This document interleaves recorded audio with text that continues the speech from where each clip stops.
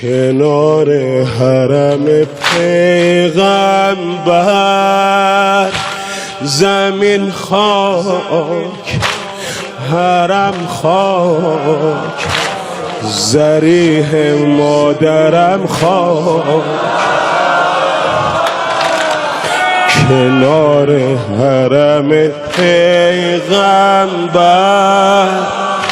زمین خاک حرم خاک ضریح مادرم خاک مزار پسرای حیدر همین خاک از این داغ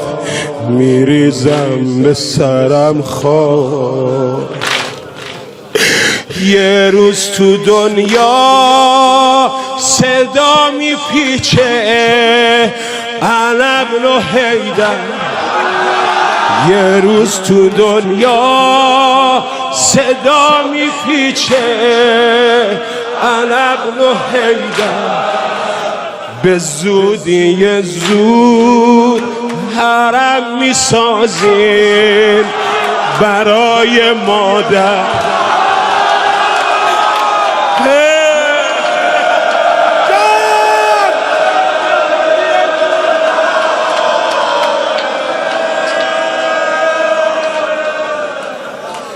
یه روز تو دنیا صدا میپیچه انا ابن حیدر به زودی زود حرم میسازیم میشه یه روز بقی صحنی که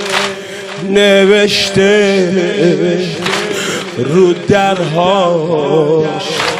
یا زهرا و پسرهاش میشه یه روز بقی صحنی که نوشته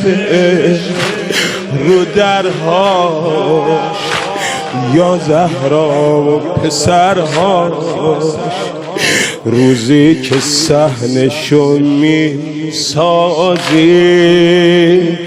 ایشالله که باشی یکی از کارگرها آقا میاد و برا اجدادش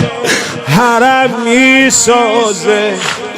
دیگه روز و شب تموم درهاش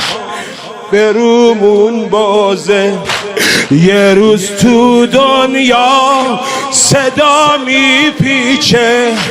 انا ابن حیدر به زودی زود حرم میسازی برای ما یه روز تو دنیا صدا میپیچه انا ابن حیدر به زودی زود